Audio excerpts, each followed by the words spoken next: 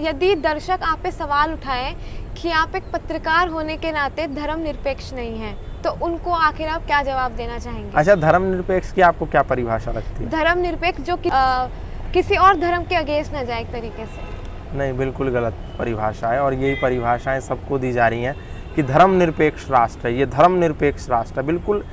बिल्कुल मैं समझता हूँ कि ये गलत परिभाषा है, लोगों को बहुत ज़्यादा कन्फ्यूज़न है। आपके इंटरव्यू के माध्यम से मैं लोगों के इस कन्फ्यूज़न को दूर कर देता हूँ। धर्मनिरपेक्ष एक संस्कृत हिंदी शब्द है, भारतीय शब्द है, इसको समझिए। धर्मनिरपेक्ष का मतलब होता है जिसको धर्म से कोई अपेक्षा ना हो। अब धर्म क्या है? धर्म हिंदू मुसलमान सिख ईसाई नहीं है।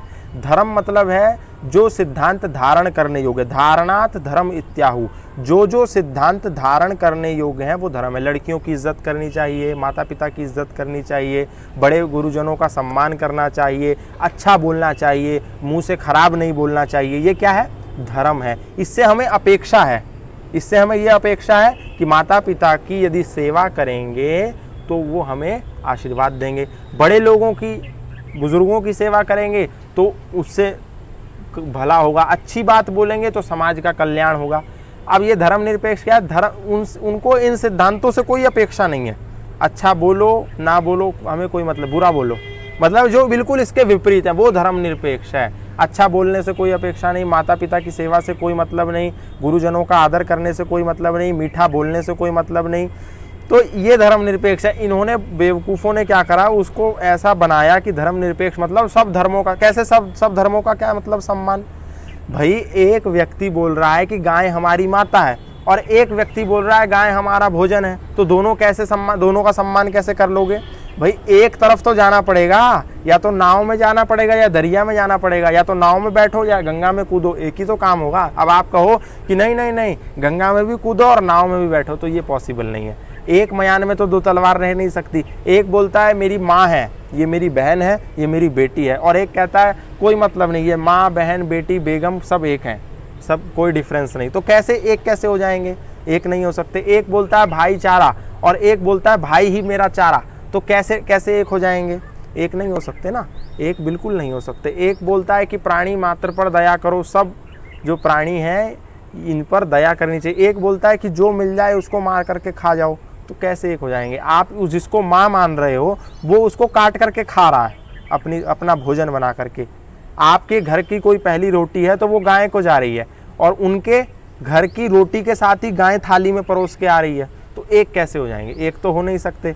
तो ये तो जानबूझ करके पॉलिटिकल लोगों ने ऐसा चश्मा पहनाया लोगों को कि धर्मनिरपेक्ष मतलब सब धर्मों का सम्मान। पहली बात तो वो सब धर्म है नहीं, वो मत, मजहब, पंथ और संप्रदाय हैं। धर्म सिर्फ दुनिया में एक है, सनातन वैदिक धर्म।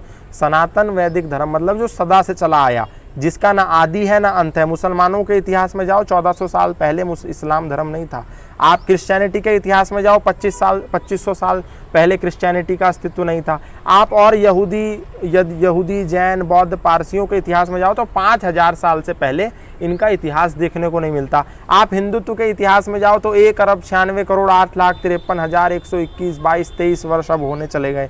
तो जो सब सदा से चला आया, यानी कि जिसका जन्म हुआ है वो एक दिन मरेगा, खत्म हो जाएगा। एक व्यक्ति कोई ऑर्गेनाइजेशन बनी है, वो आज उसका उदय हुआ, फिर वो जीरो पे चली जाएगी। कांग्रेस एक समय पे पूरे देश पे राज करती थी, आज पतन के कगार पे है। भारतीय जनता पार्टी के एक समय पे 2 सांसद हुआ करते थे, आज उफान पर है। तो जो आया है उसको जाना है, जिसने जन्म लिया है उसको खत्म होना है।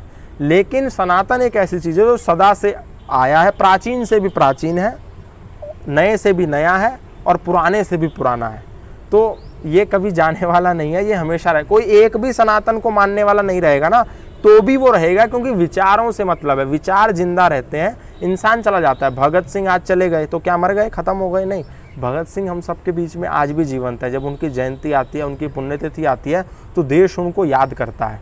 तो जो ऐसे सिद्धांत होते हैं वो कभी मर नहीं सकते। तुम कितने भगत सिंह मारोगे, हर घर से भगत सिंह निकलेगा। इस सिद्धांत को तो आतंकवादी भी जानते हैं। वो तो बोलते हैं ना कि तुम कितने अफजल मारोगे, हर घर से अफजल निकलेगा, बोलते हैं। मतलब इस विचार के सिद्धांत को वो भी समझते हैं। लेकिन भारतीय हिंदू लोग शायद विचारों के सिद्धांतों को भी उतना जानते नहीं। उनको जानने की ज़रूरत है कि विचारधारा हमेशा रहती है, विचार हमेशा जिंदा रहता है। लोग मर जाते हैं, आते हैं जाते हैं, चले जाते हैं। जैसे कि आज का यूथ है, अगर हम उन्हें कहें कि अपने धर्म के बारे में जानकारी लो या अपने धर्म को फॉलो करो, तो वो इसको गलत समझते हैं। वो दूसरे किसी धर्म के खिलाफ जो है वो हिंसक हो जाते हैं। तो उनका जैसे अगर कोई यूथ है, अगर आप कहो कि अपने धर्म की रक्षा करो, तो एक होता है कि आप अपने धर्म को जान रहे हैं अच्छे से, और अगर कोई आपसे सवाल कर रहा है तो आप उसका अच्छे से जवाब दें। लेकिन आज का यूथ जो है, जो भड़कावे में आता है, हंगामे करते हैं इधर उधर या किसी पे हमला करते हैं, तो उनको कैसे मार्गदर्शन देना चाहेंगे? देखो, बहुत गलत बात है। ये क्यों होता है? जैसे सपोज कीजिए आप हिंदू हैं, मैं मुसलमान हूँ, मैंने कोई बात आपसे सवाल कर लिया कि तुम्हारे धर्म में ऐसा क्यों होता है, तो आप भड़क जाएंगे। भड़कना नहीं है, उसका जवाब दो ना। लेकिन क्या है, जवाब कैसे देंगे जब पढ़ेंगे नहीं, लिखेंगे नहीं, कुछ समझेंगे नहीं, लोगों से जानने की कोशिश नहीं करेंगे, अपने संस्कृति के गूढ़ सिद्धांतों को एक्सप्लोर नहीं करेंगे, तो पता कैसे चलेगा? मुसलमान जानता है, उससे आप कोई सवाल करो वो 4 तर्क दे करके अपनी गलत बात को भी सही सिद्ध कर देगा। हिंदू से कोई सवाल करो वो तुरंत रिएक्ट करेगा, या तो वो बोलेगा कि हाँ मेरा यार हिंदू धर्म है ही बेकार, इसको छोड़ो, या फिर वो गुस्सा हो जाएगा और उस सामने वाले को मारने को दौड़ेगा या लड़ने के लिए दौड़ेगा। ऐसे दोनों में से कोई काम नहीं करना। आपको अपने धर्म को एक्सप्लोर करना है, आपको पहले जान लेना है कि मेरा धर्म क्या कहता है। अब इतनी सारी गंदी गंदी मतलब उल्टी सीधी बेकार खराब बातें लोगों ने मिला दी धर्म में, और हमने उसको अपने सिद्धांत के तौर पर स्वीकार कर लिया कि जातिवाद तो हमारे यहाँ बहुत गर्व की चीज़ है कि मैं अगर ब्राह्मण हूँ तो गर्व से कहो ब्राह्मण हूँ मैं, अगर मैं कोई चमार हूँ तो गर्व से। अब सब लोग कह रहे हैं चमार साहब, बैनर में लिखवा दिया मंत्रियों ने, नेताओं ने, अगर वो चमार है तो द ग्रेट चमार है ना, द ग्रेट चमार, द चमार गली, चमार मोहल्ला, वो गर्व से कह रहे हैं। जाट लोग गर्व से कह रहे हैं मैं जाट हूँ, गुज्जर लोग गर्व से कह रहे हैं मैं गुज्जर हूँ, ब्राह्मण लोग गर्व से कह रहे हैं ब्राह्मण हूँ, क्षत्रिय, ठाकुर, मराठा, पटेल, यादव, सब लोग कह रहे हैं हम लोग गर्व अपनी अपनी जातियों पर। ये बंद कीजिए। ये उन लोगों ने, विदेशियों ने, आक्रांताओं ने, आपको तोड़ने वालों ने आपके अंदर इंजेक्ट किया था, और आपने उस मजबूरी को, आपने उस इंजेक्ट किए हुए चीज़ों को एक्सेप्ट कर लिया, और आज संसार आप पर हंस रहा है। लोग कह रहे हैं, मैं जब किसी विदेशी का इंटरव्यू करता हूँ जो सनातन धर्मी बन गया, तो लोग कमेंट करते हैं जानबूझ के उस पर कि इससे पूछ तो लो ये कौन सी जाति का है, इससे पूछ तो लो ये कौन से वर्ण का है। क्यों? क्योंकि उनके मन में घुसा दिया है ना कि या तो तुम जाति के हो तो ठीक है, नहीं तो तुम किसी कैटेगरी में अगर नहीं हो तो बहुत बेकार चीज़ है।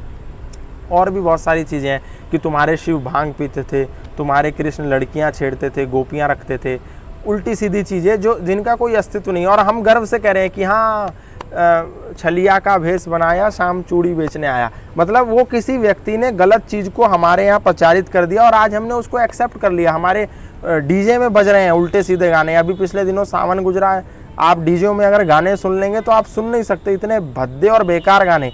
अब आप बोलिए कि वो जो गाने बज रहे थे, कहने के लिए शिव भक्त हैं, कहने के लिए सरकारें उनके पैर धो रही हैं, लेकिन वो लोग गाने कैसे बजा रहे हैं? क्या वो जो अश्लील गाने हैं वो कौन बजा रहा है? कोई मुसलमान तो आके डीजे में बजा नहीं गया। गाने वाला कौन है? कोई मुसलमान ने तो वो गंदा गाना गाया नहीं। मतलब शिव पर, भोले पर और भगवान शंकर पर, पार्वती पर इतने अश्लील गाने अभी सावन में बज रहे थे कि जिसका कोई सीमा नहीं।